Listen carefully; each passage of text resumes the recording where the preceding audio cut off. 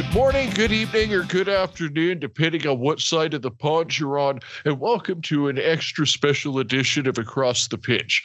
My name is Phil Kennedy, and I'm here with Tony Robinson today, where we're going to interview Accrington Stanley vlogger Steve McKelvey. Now, Steve has been doing some different vlogs on Stanley throughout the season, match day reports where he is starting to get really popular. Some of his vlogs have gotten 3,000 views and more on recent matches. And we're just really excited to see so much excitement about Accrington Stanley.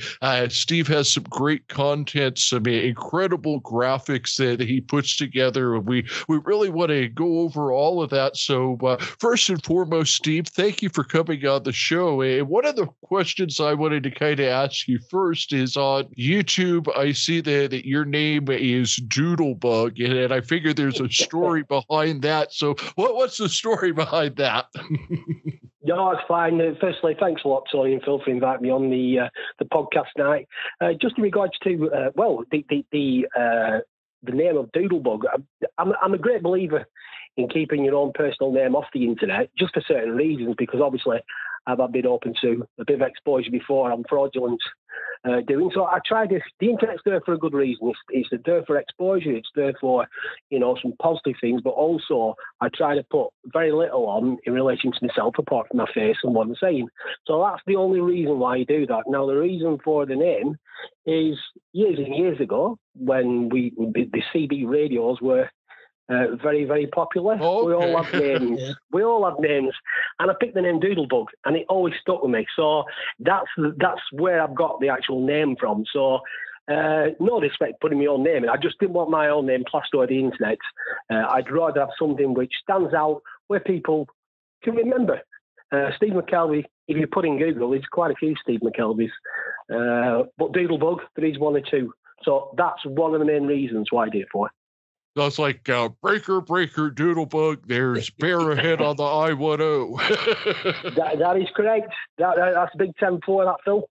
I love it. So what other quick thing I wanted to ask you? I noticed a few years ago you had done some videos where you were doing like wireless earbud unboxings and things like that. So what made you decide to switch from electronics to Accrington Stanley? Well, to tell you the truth, Phil, I would say in the season that Accrington Stanley went up at the start of this season, I did do the vlogs for Accrington Stanley, and also Liam Atkinson, who you know very, very well from being on the podcasting series. He's brilliant vlogs. He's built up a great subscriber base there. I come across Liam when I was doing these vlogs at first, and I was getting some pretty similar figures, and Liam just set out then. And then due to work circumstances, personal circumstances, you can't get to the games. And I was doing Bristol at Rovers away, I was doing Coventry away, I was doing Mansfield away, and all these basically I put a line under the title of Stanley fans. But due to certain things, you don't get to go to all the games. So when it come to, I think it was around the Christmas period, my wife was having a full hip replacement, and obviously we was looking after her. So I decided at that point I was going to stop, even though we tested the water. I knew for a fact at some point we would come back. So this season, obviously we've had a season ticket for quite some times, and I do like, you've got to have a passion for making videos and things in general. So going to the football and mixing the video with it, I love it. I mean, sometimes you think, oh, I'm just watching it through a camera or a phone, but at the end of the day, it's the results you get out of it, which are very, very pleasing. I love doing it. I wish I would have done it 20 years ago and got into all this medium video editing and things like that, because I love doing it. It takes me quite considerable time to do, by the time you start and finish. But yeah, that's what got me to it, by going down to Accrington Stanley and just love videoing, just love doing them. Hi, Steve. It's Tony. How are you doing, mate? You're right, Tony. Nice, I'm doing well. Yeah. I'm glad we've got you on, and we do enjoy your vlogs. I like the the personal touch in the car, going to the stadium, and you're looking forward to having a pint with your mate. It feels like it makes you, for people who aren't there, it makes you feel connected. So one thing I wanted to ask is that I noticed your vlogs have evolved over the last, over the season, basically. And, especially with the graphics. And you have about a 10, 12 minute vlog. I mean, obviously it doesn't take 10 or 12 minutes. It takes a lot longer. How much work do you spend on putting out one vlog, and how have the graphics evolved in your mind? Well, in regards to putting the vlog together, you take what you think you can take. So obviously there are certain things you might miss a goal. But obviously we've got Lee Maxson who does that well. He may pick up things that I don't, and I'll pick up things that he doesn't. So it works well together. But in regards to the vlog in general, if you're doing 12 minutes of editing on a vlog, with the graphics I'm putting on, it could take probably 3.5 hours, 4 hours, all depending. It depends how much stuff you are editing. You could be at a game where it's, there's quite a few goals and there's a lot of action. You can be at a game where there's not as much. So obviously you've not as much to edit. So I would say at the moment, with the graphics I've got on the vlog, with the scorecards, with the scorers, with the flying ball across the screen, with the players introduced, because we just started this week putting the intros to the players, where the players come on the screen with a number. So obviously we can, whatever team John Coleman's picks, we can put them in the video for the lineup instead of just having the names on, so you can visually see who they are, the number, but also the name. So with all that entail, that could probably take me 3.5, 4 hours on an average vlog.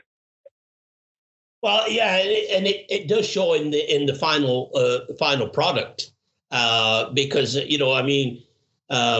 when you see the graphics, and I do like the player ones that come across and on the screen before, and then you're putting the formation and things like that. So it certainly does add to the quality of it, and really gives it a top-notch professional look to it. I mean, obviously, it's a lot of work going into a short vlog, but it really pays off in the long run. And as Phil mentioned, you're doing well on YouTube.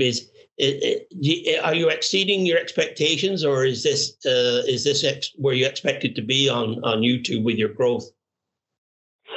Good question, that, Tony. But when I started this back up again, I didn't go out to get thousands of views or subscribers or whatsoever. It's only recently that we've surpassed the figure for monetization of YouTube, where you need over 1,000 followers and 4,000 watch hours, which is excellent. I never set out to do that.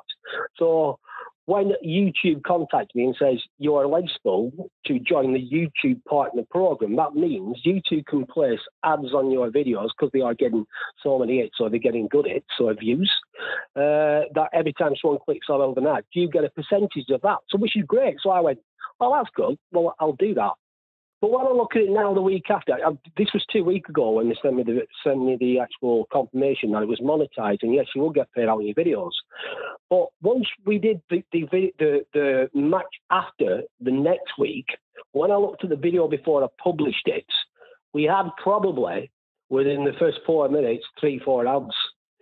And it's not what I wanted. And it's not, I didn't do it for the money or getting paid out on YouTube. I did it for making the match day experience, making it pleasurable for people, but also people who couldn't get to the game. You've got, if you've got Plymouth coming up midweek or Plymouth on a Saturday or whatsoever, a lot of these people who go week in, week out down at Plymouth Argyle, probably, if they sold out, there's still people who couldn't get tickets, or people who can't afford to travel. So that's the main reason why I did it, was to put online. 1, because I enjoy doing it. 2, for exposure of Accrington Stanley. 3, for people who love football. And 4, basically, in years to come, they can look back on the history of Accrington Stanley, how they developed and what point they are in 10, 15, 20 years. So that's the main reason I did it. So in regards to monetization, I have come off the programme because I'm not interested in the money. I do it because I enjoy doing it, and I want to do it to show the match day experience at Accrington Stanley. Well, what you said really is something that we have adhered to it across the pitch, because we obviously want to spread the word of Stanley, and I mean, we've looked in the last 2-3 weeks, and we had obviously great exposure with Chris Grimshaw episode. We're getting downloads in Qatar, in Singapore, New Zealand, in South America. So it's we do it again, like you say, to promote the club. But there's people out there, especially a lot of our market, don't get to see the matches. And one of the things for me, not being able to travel over the past couple of seasons, is enjoying the vlog, because when you're in the Clayton end, seeing from your perspective, it makes me feel I'm there, and I know it really adds to people's experience in North America that follow it on iFollow, but also look at your vlogs, because it's another perspective. And I think what you're doing, the same thing as us, we're not getting paid. We just do it for the love of the football, the exposure for Stanley, and I mean, who doesn't love talking football? I mean, I love that, and being able to do it about my hometown is a bonus. Yeah, it is, Tony, right there. I mean, it is all for the exposure. And you said as myself, you've got a passion for it. So you do this because you enjoy it. And even though it's got more and more popular, obviously you're expanding by getting all different people on, and you're getting the vloggers on. You've got different ranges or different things on your actual podcast, which is good. And it's all in conjunction with one thing, and that's the Accrington Stanley Football Club. So anything I do, anything you do, even I'm always going to mention Liam Atkinson. And don't get me wrong, Liam Atkinson is the Stanley vlogger. He's been doing it years, so I'm going to give him a big shout out. There's no stepping on toes. If we had 20 vloggers at Accrington Stanley, I don't think it will be enough, because I think the more exposure you can get, the better. So if we had 200 vloggers, I still don't think we have enough. I just think anyone who can help out for a size of the club like Accrington Stanley and enjoy what they're doing, I think it's a plus for everyone. Yeah, and I think one of the things that you touched on that we try to do, and Phil's mentioned this on several occasions, is that we're documenting part of the history of the club, and we do that through Darren Woodhead's veteran series. And I think we've had all the chairman, the past chairman on. We've had, obviously recently Peter Marsden, who filled in a big gap. Elias Khan's been on, and of course Andy Hull. And like you, it's a way of people that can go back and hopefully we fill the gaps in some of the history that people may not, especially new fans that are not aware of the history of the club. We just help sort of shed some light on that for them. Yeah, I totally agree, Phil. I mean, there are a small percentage down at Stanley who do recognise all the people you've had on your podcast. A small percentage. Now there is a lot of young supporters now coming to Accrington Stanley. I see on the start, the 11, 12, 13-year-olds, especially now with Andy Holtz doing the big shirt giveaway in the next so many years. Then people who's gone from the first giveaway will be going now to 8 and 9 and 10. Now I always remember when I got my first football shirt, that was the team that I supported, and that's the reason Andy Holtz put that in place for these so many years, is to get that future supporter into the One Stadium for Accrington Stanley. Yeah, exactly. Just want to touch base with you, Steve, on. Let's go back to the club now as far as the season. I mean, you've seen a lot of matches, obviously, so far this season. What's the best and worst matches you've seen from your point of view so far? Good question. Really good question. That I would say the best match. We've got a few. I wouldn't say these two games what have been outstanding for me for different reasons. And they were recently against MK Dons and Sunderland, because we went down 1-0 behind. We went down to 10 men on both occasions twice in 2 weeks, and we come back and got a point of two teams who were in the playoff positions.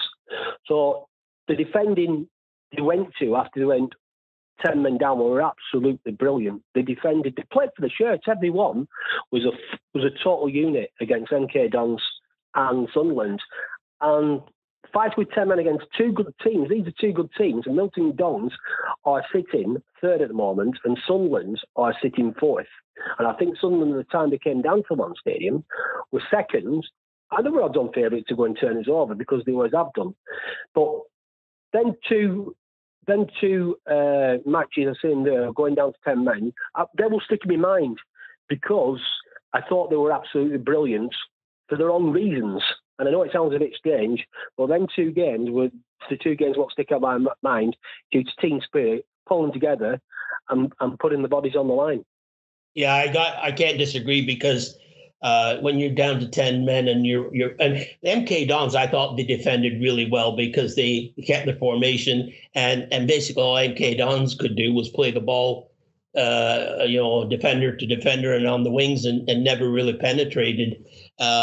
And I think for one of the matches that stuck out for me, and I think just for sheer emotion and atmosphere that come through on the screen was the Rotherham match. I thought that was one of my highlights. But and what's the one of the worst matches you've seen? Would it be in that spell in November, December? I'll touch on November in a minute because obviously November wasn't a good month for us. But I think the Wigan match was probably the worst one. They were a far better team. They were miles head and shoulders above us. They wanted every ball. They were quicker at passing. They were moving quicker. They came and they looked a top class team in Wigan when they came and they turned us over 4-1 at the One Stadium. They had James McLean. He's a top class striker. He's a top class player in it. You know, he's come from higher divisions, West Brom. They got a great deal with him, and he's shown his class on the night. He actually controlled everything. Did James McLean? And then you've got Keane, the striker, who still stands out in that league. I think it's Will Keane, isn't it? It's Will Keane, Michael Keane's brother, and then two there. But the whole team in general of Wigan played absolutely brilliant on that night. And there was, once we went 2-0, I could see more goals coming from Wigan. They were head and shoulders above Accrington on the night, and I talked to him. So what are your thoughts on the transfer window? I mean, I know that Stanley, they were linked to a lot of different moves, and there was, certainly a lot of talk about needing to bring in strikers, and it was an interesting transfer window. I think the way that it played out. Where, what were your thoughts? Well, I think obviously we needed a striker, didn't we? After Dion went, and I must say I'm sorry to see Dion go. Even though I went to Bolton, but I thought whatever he did for Accrington Stanley was absolutely brilliant. I wish he would have conducted himself in the same way as Colby Bishop. But say that, I've just moved off the subject, but I will say that a lot of players do listen to their agents. So even though Dion might want to play and he might not, I think his agent had a lot of things to do with this. In regards to transfers coming in, who we have? We have Adeoyin. I think that's how you say it. He's come from Sheffield Wednesday. I don't think he played a lot of games at Sheffield Wednesday. Now, you come into big boys football when you come from the level that Adeoyin's come. He's come from a big club at Sheffield Wednesday. Same as Sir Lewis. He's come from a Belgian Pro League team. And I think the name is Union Saint Gilles or something. The top of the Belgian league. Now, obviously, these guys are not getting first-team football. And they have to move on. So why not come to Accrington Stanley? Now, at the end of the day, John Coleman is prolific for bringing good players in and striking. If you look at Caden Jackson, if you look at Dean Charles, if you look at Colby Bishop, he's all brought them from non-league or lower leagues. So why can't he do this with Lewis, who's come from the Belgian Pro League but didn't really play a lot, but also Adeoyin? Why can't he bring them on? John Coleman has got a gift of giving them strikers something, and basically he's pulled some good players from other divisions, and he's made them all starlets. Yeah, and the other, we haven't seen a lot of the other players, but I'm wondering that this Wednesday, if we may say see Rich Bagaloo in on the back line. either him or Rogers, but we may see the new signing start out. Just wondering if that's something you might see John Coleman do this for the match tomorrow or on Wednesday. Well, I think Rich Bagley will be playing. That's my view, and it's my view only because Ross Sykes is suspended, isn't he? Yeah, so he's got 2 matches. Yeah. Now, he was getting that Gordie Howe hat trick, if you will. Yeah, he did. Rightly so. Now, Rich Bagley, he played against Ipswich in his full first 90 minutes in Aberdeen Strops. And I tell you what, he didn't look out of place. He did not look out of place. And also, he actually played against Rotherham and didn't look out of place. So he's had a couple of games underneath him. I was happy what I've seen. And I think he's got this good backup there for Ross Sykes. But also, if there is an injury next to Ross Sykes, he could probably fit in there nicely anyway. So, I think these guys what are coming, the two forwards, which is Adeoye from Sheffield Wednesday, and also Lewis from San July. Spend time with him, nurture him, bring him through slowly. And I think, John Coleman will get the best as he can out of him. Yeah, it looks like that Lewis lad has got a bit of pace with him, and it's good. I think for both those players, the striker and Lewis, it is an adjustment when they come from under 23s into the, like you say, into men's football. It's a physical game, and it takes a bit of adjustment. But I do like the Don. I'll call him Colby because I have trouble with his surname. I think he's got potential, and I think he's going to get some minutes, and we'll see. Now, it seems like the last. I think like Steve was saying. I mean, if you're going to have anybody that's going to get more out of these young players, it's John Coleman, because I think that any player that comes in, plays for John Coleman, plays the system, really pays attention in practice, they leave Accrington a better player than they came. Exactly, and I think you've also got, not to forget, you've got the guy from Newcastle, which is Rosario Langelo. Now he's actually come on a substitute, and I tell you what, we've not seen a lot of him. But I'll tell you what, there's something about him. I think he'll be a really good player. He's not played a lot of minutes, but he's come on a couple of times as a substitute, and he's there to get on that wing and he's a tricky player. He's a skillful, tricky player. So hopefully, you can bring him in slowly, same as what we've done with Tommy Lee, same as what we're doing with Mitch Clark. We sat on the bench for a while, took a chance, and hopefully that Rosario Langelo will do the same as well with these other two guys. Yeah, I agree. And I think that's, you've seen a bit of a change in formation where he's actually almost gone with a 4-3-3 system the last couple of matches. And it seems to be working. Do you think he'll go with that? I think with John Coleman, when he has a lineup that works, he seems to go with it. Do you think he'll do that tomorrow? I think only John Coleman knows that. I mean, I've been just having a look at them formations, and against Oxford, we played 5 across midfield and we played 3 up front. And Oxford were a very informed team at the time. When they played Accrington just a week, 2 weeks ago, Accrington didn't let them play. The formation there with 5 across midfield and 3 up front worked very well for playing against Oxford. Now, John Coleman's done his own work there. In regards to other formations,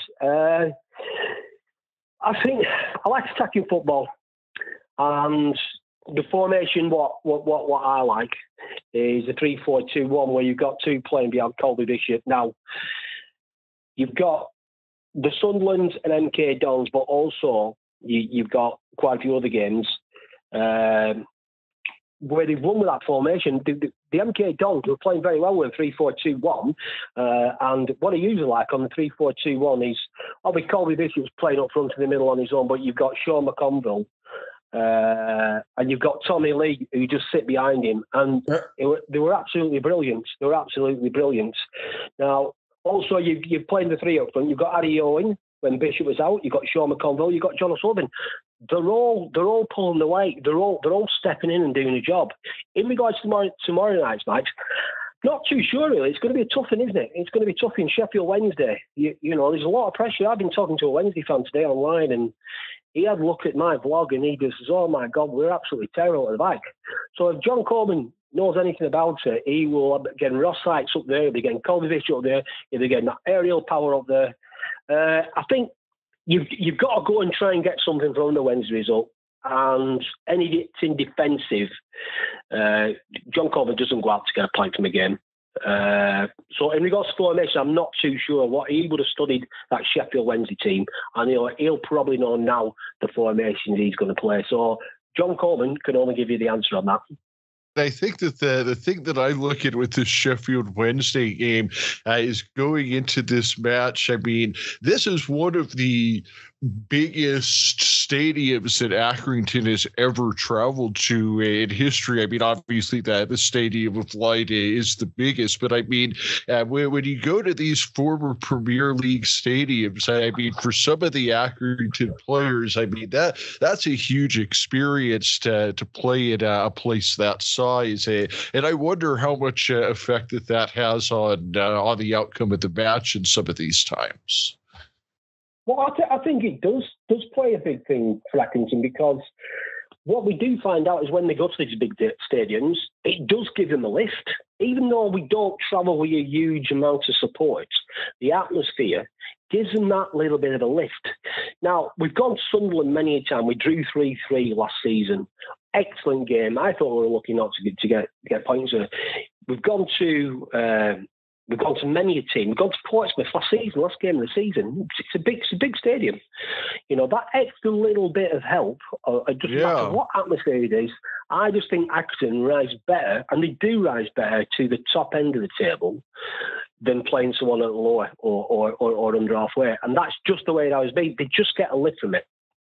Yeah, the one thing I was just going to say, Phil, the one thing that got me was some of the online comments from the Rotherham fans saying that we were going out for a draw or wasting time right from the kickoff. And obviously, people who are making that comment don't know John Coleman, don't know Accrington Stanley, because as John Coleman has said, and you can tell by the play on the pitch, is that they go into every match thinking they can win it, and they try to win it. So I think you'll see this, like Steve said, I think you'll see the same thing tomorrow at Sheffield.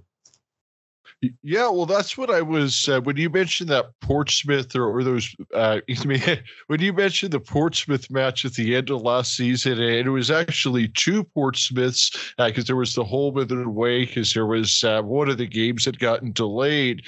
And going into those games, it was a point of the season where Stanley really wasn't playing for much. They couldn't get promoted. They couldn't get relegated. Where Pompey, on the other hand, they were really fighting for their playoff lives, and the fact that Stanley went in and won that game, and they took, it was I believe 3 points from the two games that Portsmouth really needed to win. I mean, that just told me a lot about the heart and soul of a John Coleman team right there. Yeah, I think they took four.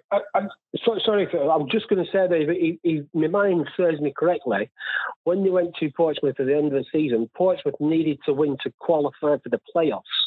Now, they didn't get a win, and they missed out on the playoffs, so that ended Portsmouth's chances. So there was a lot of... Stanley, they did have a lot of pressure on them because Portsmouth had to win. And that's when the pressure gets to teams. Obviously, we were safe, we were mid-table, we went out and played and enjoyed it, and we actually come away with 3 points. I think the pressure is on Sheffield Wednesday tomorrow because they lost at home to Rotherham, which is a match they wanted to get some results from. And I think we're in good form at the moment, so I think it's going to be an even contest, and let's hope for a good result. I just ask now that with this. Obviously, there's an adjustment period with these new players coming in and players coming back. You got Tommy Lee playing well. You mentioned Mitch Clark, and they've both got the throw-in in their arsenal. And I mean, I've told anybody that when I've been on other podcasts, and I've said that we're dangerous from set pieces, and they scored 4 goals on Saturday from set pieces. That was amazing. Yeah. How do you see the season panning out, and is there any chance that we can make that that sixth place in the playoffs, or is that too far of a reach, do you think? Oh, tough in. That all depends on obviously your injuries, your players getting injuries, time out, booking, suspensions. You've got to take these all into play. But I've been looking at these games, and out of the games, what's left? We've got what have we got left? We've got about, is it 15 games? 6? I'm not too sure. But I know for a fact we've got 7 big games left. Now we've got Wycombe at home. That's one of them. Wycombe will be up there for playoffs or promotion. That's going to be a very, very hard one.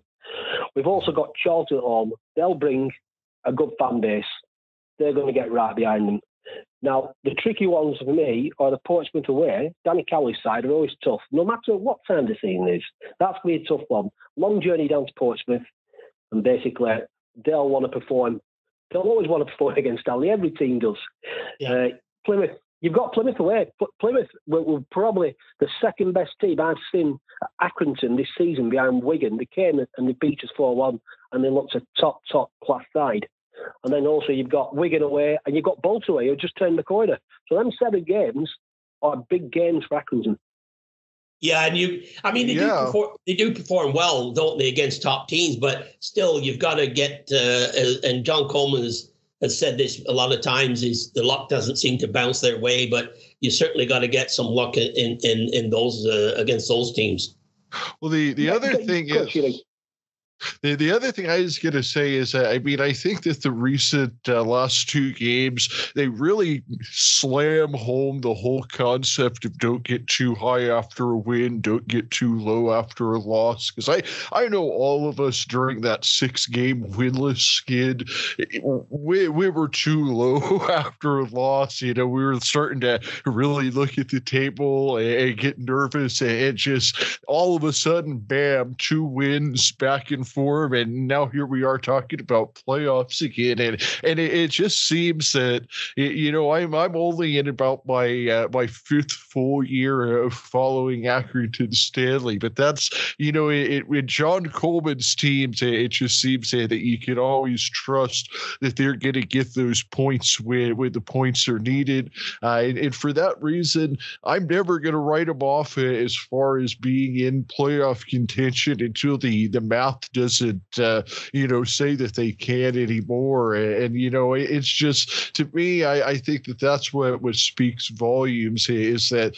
John Coleman gets the players to buy into that, where even if you go 6 games in a row without a win, he's not going to have the team give up, and then you have results come around like the past 2.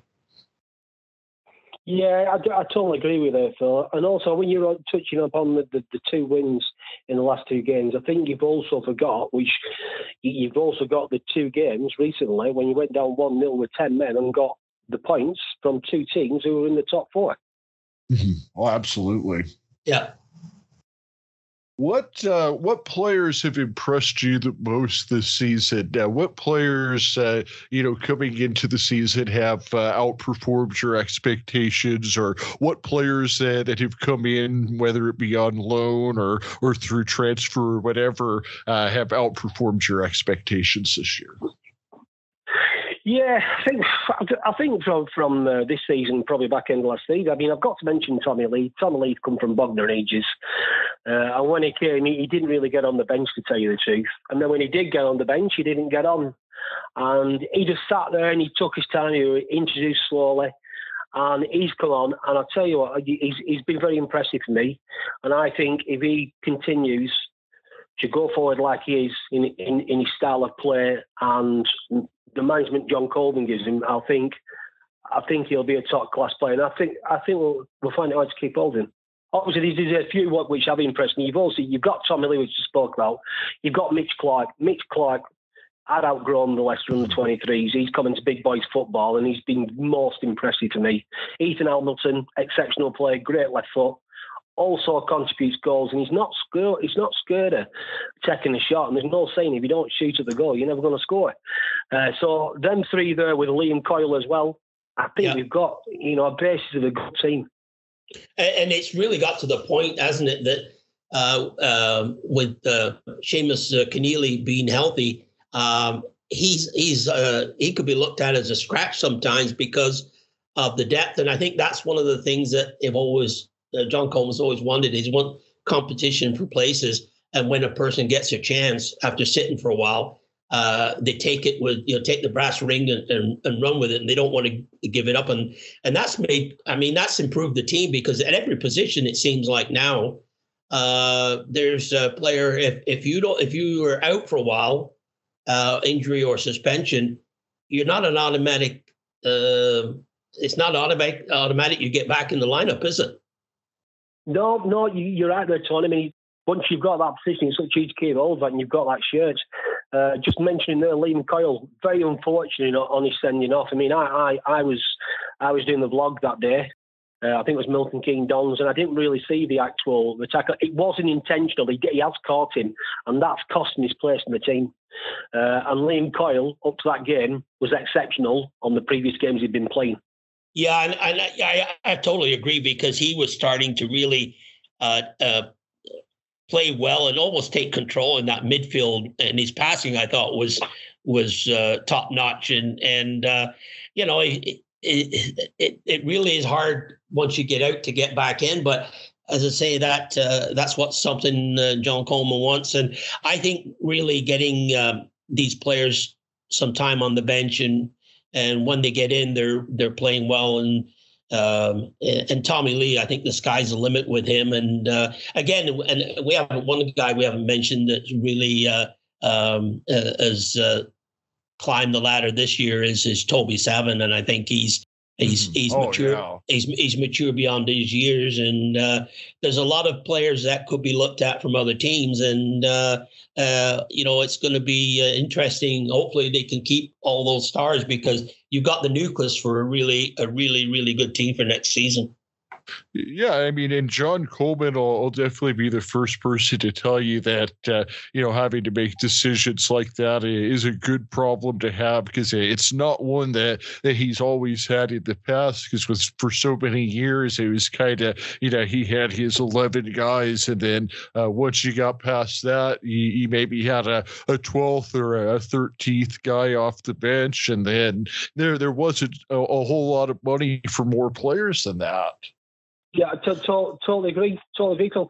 And I also think, since I'm going to give a big shout out, we're going now from what was to what is, and that's got to be put down to Andy Holt and his presence at the club and what he's actually done. So nothing would have been possible without Andy Holt. Andy Holt will come down in the marquee after the match. He'll have a drink with you. He'll buy you a drink, and that's his good old-fashioned football. Yeah, you can't say enough about it. No, I mean, I think the team off the pitch is just as good as the team on the pitch, and that's what you need for success. I think I just want to thank you, Steve, for taking time today, because it's been a real it's just flown by, and it's been a real pleasure to get you on the show and your insight and your vlogs, and we just want to say thanks for your time. I really appreciate it. I was met up with you inviting me on. I do appreciate it. And you know what I'm going to say, don't you, Tony? You know what I'm going to say now? I'm going to say them three little words, and that is, up for Stanley. I know, yes.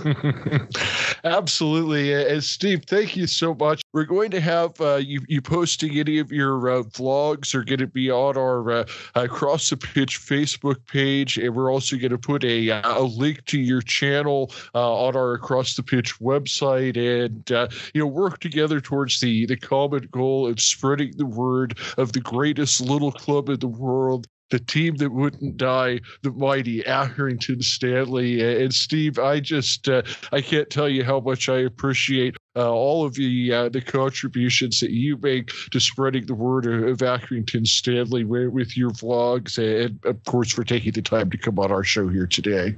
Yeah, cheers, Phil. Cheers, Tony, and thank you very much for inviting me on. Cheers, Steve. Where can people find you, Steve? Just you want to give a shout out for where people to look for you? Oh, I'm sorry. If you do put in Accrington Stanley into YouTube, now I'll just basically tell you is you can put a video on YouTube and basically you can fly about anywhere. Luckily, because there's not a lot of people doing this and there's not a lot of competition with Accrington Stanley on doing vlogs, then obviously we do come up very easy. But I do use a software called vidIQ, which is embedded on your YouTube dashboard.